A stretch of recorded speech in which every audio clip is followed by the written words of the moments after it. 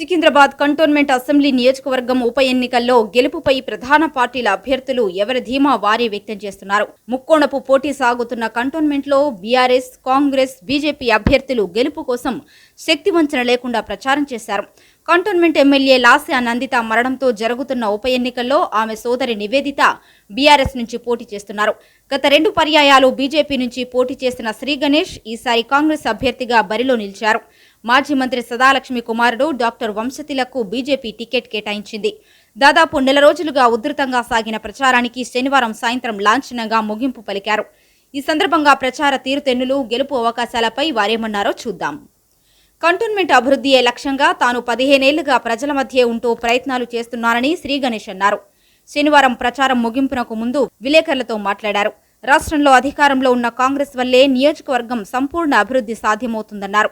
రక్షణ, ఎయిర్పోర్టు భూముల్లో నివసిస్తున్న సుమారు 40,000 మందికి పట్టాలు ఇస్తామని సీఎం రేవంత్ రెడ్డి, మంత్రి పొంగులేటి హామీ ఇచ్చినట్లు తెలిపారు. కంటోన్మెంట్కు 6,000 ఇందిరమ ఇళ్లు, అదనపు డబుల్ బెడ్రూమ్ ఇళ్లు దక్కుతాయన్నారు. కంటోన్మెంట్లో మాఫియాలా ఏర్పడిన బోర్డు మాజీ నేతల చట్రం నుంచి ప్రజలను కాపాడాల్సిన బాధ్యత తనపై ఉందన్నారు. వీరి కబంధ హస్తాల నుంచి ప్రజలకు రక్షణ కల్పిస్తానన్నారు. ఈసారి గెలుపుపై పూర్తి నమ్మకం ఉందన్నారు. ఏం చేయలేకపోయారు.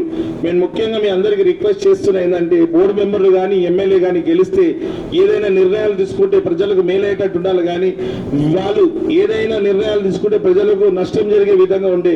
దానికి ఉదాహరణ మనకు వార్డు 7 కమ్యూనిటీ హాల్ ఉండే. ఆ కమ్యూనిటీ హాల్ని అందరు బోర్డు మెంబర్స్ బోర్డు మీటింగ్లో రిజల్యూషన్ పాస్ చేసి దాన్ని డంప్యార్డ్గా మారి కమ్యూనిటీ హాల్ అందరు పేదలకు అందుబాటులో ఉండి శుభకార్యాలు చేసుకోవడానికి వీలయ్యే విధంగా ఉండే.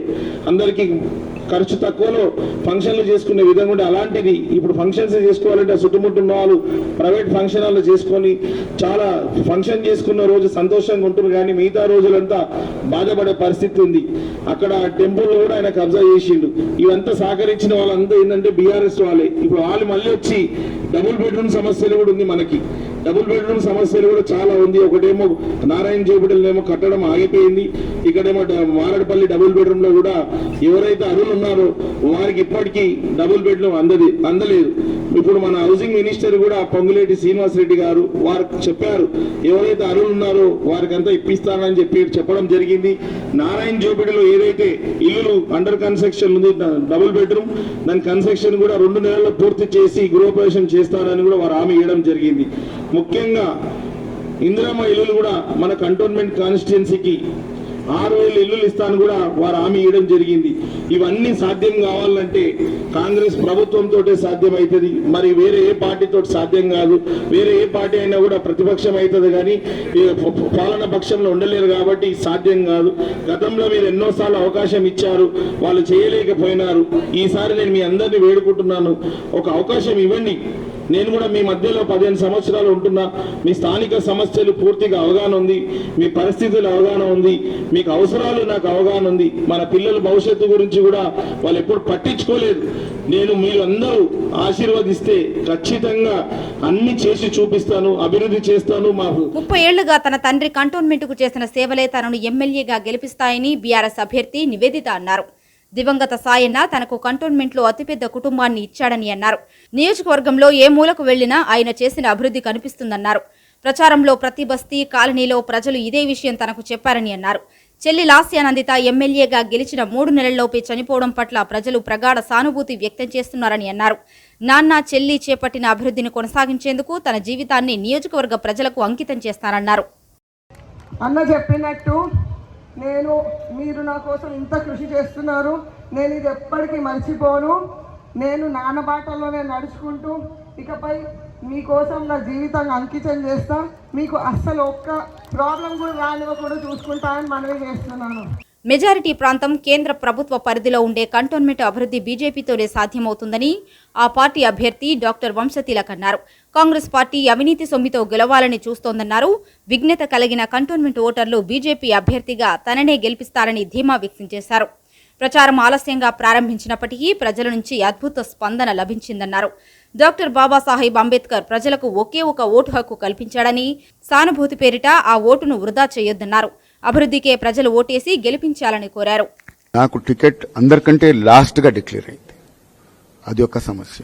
అయితే అన్నగారు మొదటి నుంచి ప్రచారం చేస్తున్నాను, దాదాపు 75 రోజుల నుంచి. అన్నగారి ప్రచారం కూడా మరి కంటోన్మెంట్కి లాభిస్తుంది కదా. బీజేపీ సిద్ధాంతాలు చెప్తున్నారు, బీజేపీ యొక్క విషయాలన్నీ కూడా చెప్తున్నారు. సో అది కంటోన్మెంట్ అభ్యర్థి కూడా లాభిస్తుంది. నేను కూడా ప్రయత్నం చేస్తున్నాను, అన్ని చోట్ల పోతున్నాను, అన్ని చోట్ల అద్భుతమైనటువంటి రెస్పాన్స్ ఉన్నది.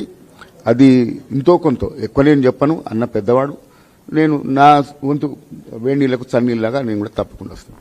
అయితే మీరు చెప్పిన సర్వీస్ ఛార్జెస్ గురించి అయినా అది ఒక పాలసీ మ్యాటర్, అది పెండింగ్లో ఉంది, దాని మీద చర్చ జరుగుతుంది. కేవలం కంటోన్మెంట్ సికింద్రాబాద్ కంటోన్మెంటే కాదు, యావత్ భారతదేశంలో ఉన్నటువంటి కంటోన్మెంట్ అన్నిటి మీద చర్చ జరుగుతుంది, పాలసీ మ్యాటర్ కాబట్టి అది కొంత పెండింగ్లో ఉన్నది. మీరు చెప్పిన నామినేటెడ్ అతను కూడా మొన్న మీకు చెప్పారు, ఇది చర్చ జరుగుతుంది, పాలసీ మ్యాటర్ కాబట్టి దాని వల్లనే లేట్ అవుతుంది. ముఖ్యమంత్రి రేవంత్ రెడ్డికి మెంటల్ ఆర్డర్ తప్పిందని, సంచలనం కోసం ఏది పడితే అదే మాట్లాడటం ఆయనకు అలవాటైపోయిందని బీజేపీ మల్కాజ్గిరి పార్లమెంట్ అభ్యర్థి ఈటెల రాజేందర్ అన్నారు. బీజేపీ దేశానికి క్యాన్సర్లా పట్టుకుందన్న రేవంత్ రెడ్డి వ్యాఖ్యలను తీవ్రంగా ఖండించారు. వాస్తవానికి కాంగ్రెస్ పార్టీయే దేశానికి క్యాన్సర్లా తయారైందన్నారు. గత 2 పర్యాయాలుగా కనీసం ప్రతిపక్ష హోదా కూడా పొందలేకపోయిన కాంగ్రెస్ కు ఈసారి కూడా అదే పరిస్థితి తప్పదని ఈటెల రాజేందర్ అన్నారు. ఎన్నికల ప్రచారం చివరి రోజైన శనివారం కంటోన్మెంట్ ఎమ్మెల్యే అభ్యర్థి వంశతిలక్, బీజేపీ సీనియర్ నేత మల్క కొమరయ్యలతో కలిసి మహేంద్ర హిల్స్ లో విలేకరులతో మాట్లాడారు. పాలించే సత్తా మాకే ఉందంటూ Revanth Reddy BC, SC, ST, మైనారిటీలను అవమానించాడన్నారు. డీకే అరుణ గెలిస్తే ఈటెల ఆధ్వర్యంలో పనిచేయాల్సి వస్తుందనటంలో రేవంత్ ఉద్దేశం ఏంటని ప్రశ్నించారు. అంటే బీసీ వర్గానికి చెందిన తన నాయకత్వాన్ని అవమానించడమేనన్నారు. రేవంత్ రెడ్డికి ఇంత అహంకారం పనికిరాదన్నారు. గతంలో టీడీపీలో ఉన్నప్పుడు రేవంత్ రెడ్డి కాంగ్రెస్ అధినేతలపై చేసిన విమర్శలు గుర్తులేవా అన్నారు. కడియం శ్రీహరి విషయంలో పలు విమర్శలకు పాల్పడిన రేవంత్ రెడ్డి ఇప్పుడు కడియంను పార్టీలో ఎలా చేర్చుకున్నాడని అన్నారు. గతంలో మాట్లాడిన మాటలకు ఇప్పుడు సమాధానం చెప్పాలన్న సోయి ఆయనకు లేకుండా పోయిందన్నారు. కేసీఆర్ ఇచ్చిన అనుమతులను తిరగదోడుతూ వసూళ్లకు పాల్పడుతున్నారని ఆరోపించారు. డబుల్ ఆర్ ట్యాక్స్ వసూళ్ల పట్ల ప్రజలు అసహ్యించుకుంటున్నారని అన్నారు. ఇచ్చిన హామీలు అమలు చేయలేకపోతున్న కాంగ్రెస్ పట్ల ప్రజల్లో వ్యతిరేకత మొదలైందన్నారు. కేసీఆర్ ప్రభుత్వంపై తమలాంటి వాళ్లు చేసిన పోరాటాల ఫలితంగా ప్రజల మద్దతు రేవంత్ కు దక్కిందన్నారు. 24 ఏళ్లుగా సమాజంలోని అన్ని వర్గాల సమస్యలపై తాను అలుపెరుగని పోరాటం చేస్తున్నానని అన్నారు. ప్రజా గొంతుకనై వారి సమస్యలు పరిష్కరిస్తున్న తన సామర్థ్యాన్ని ప్రశ్నించాల్సిన అవసరం లేదన్నారు. కాంగ్రెస్ పార్టీ ఓటమి భయంతోనే కంటోన్మెంట్లో డబ్బు సంచులతో దిగిపోయిందన్నారు. పార్లమెంటరీ పరిధిలోనూ ఓటర్ల కొనుగోలు కోసం ప్రయత్నిస్తోందన్నారు. తాము డబ్బు సంచులతో పోటీ పడలేమని, అయినప్పటికీ మల్కాజ్గిరి ప్రజలు తనకే మద్దతు ఇస్తున్నారని అన్నారు. మల్కాజ్గిరి ప్రాంత సమస్యలపై సంపూర్ణ అవగాహన కలిగిన తనను ప్రజలు భారీ మెజారిటీతో గెలిపిస్తారని ఆశాభావం వ్యక్తం చేశారు. కాంగ్రెస్ పాలనలో పంజాబ్, ఈశాన్య రాష్ట్రాలు, జమ్మూ కాశ్మీర్లో ఎంతో హింస చెలరేగిందన్నారు. కేంద్రంలో మోదీ సర్కార్ ఏర్పడ్డాక అవన్నీ సద్దుమణిగాయన్నారు. హైదరాబాద్లోనూ కాంగ్రెస్ పాలనలో బాంబు పేలుళ్లతో ఎందరో అమాయకులు చనిపోయారని అన్నారు. మోదీ సమర్థ పాలనతో దేశంలో ప్రపంచంలోనే 5వ ఆర్థిక వ్యవస్థగా ఎదిగిందన్నారు. కంటోన్మెంట్ విలీనానికి బీజేపీ సంపూర్ణ మద్దతు ఇస్తుందని ఈటెల రాజేందర్ అన్నారు. అయితే కంటోన్మెంట్ విలీనానికి వ్యతిరేకంగా బీజేపీకే చెందిన కంటోన్మెంట్ బోర్డు సభ్యుడు రామకృష్ణ లేఖ రాయడం, దాన్ని రక్షణ మంత్రికి కేంద్ర మంత్రి కిషన్ రెడ్డి సిఫారసు చేయడంపై ఈటెల తీవ్రంగా స్పందించారు. ఈ విషయంలో తనకు సమాచారం లేదంటూనే ఆ లేఖ ఫేక్ అంటూ వ్యాఖ్యానించారు. కేంద్రం నుంచి కంటోన్మెంట్కు రావాల్సిన 800 కోట్ల సర్వీస్ ఛార్జీల బకాయిలను వసూలు చేసే బాధ్యత తనదేనన్నారు. డీకే అరుణ గారు ఎంపీగా గెలిస్తే రేపు నాయకుడయ్యేవాడు ఈటెల రాజేందర్ అవుతాడట. డీకే అరుణ గారు ఎంపీగా గెలిస్తే నాయకుడు అయ్యేవాడు ఈటెల రాజేందర్ అవుతాడట. అందుకని మీరు కాంగ్రెస్ పార్టీకి ఓటేస్తే నేనే నాయకుడిగా ఉంటా అంటున్నాడు. అర్థం కాలేదు నాకు. అంటే గింత అహంకారమా నీకు? తెలంగాణ ప్రజలకు నేను వినమ్రంగా చేసే విజ్ఞప్తి, అంటే నాలాంటోడు నాయకుడు కాలేదా? నాలాంటోడు నాయకుల కింద వేరే వాళ్ళు పనిచేయడానికి నాముష? నేనేం కొంత చిన్నవాణ్ణా, తెలివిలేని వాణ్ణా, అంటరాని వాణ్ణా నేనేమన్నా? నేనేమంటున్నా, 100% కంటోన్మెంట్ అనేది ఎత్తేస్తే ఇక్కడి ప్రజానీకానికి లాభం జరుగుతున్నట్టు ఫీలింగ్ ఉంది కాబట్టి డెఫినెట్గా అది ఎత్తేయించడానికి ప్రయత్నం చేస్తాం మేము. దానికి చర్చ లేదుగా. తెలియదు, దొంగ లెటర్ కూడా ఇస్తారు మరి, అందుకని అంటున్నారు. నువ్వు ఫేక్ లెటర్లు కూడా ఇస్తారు.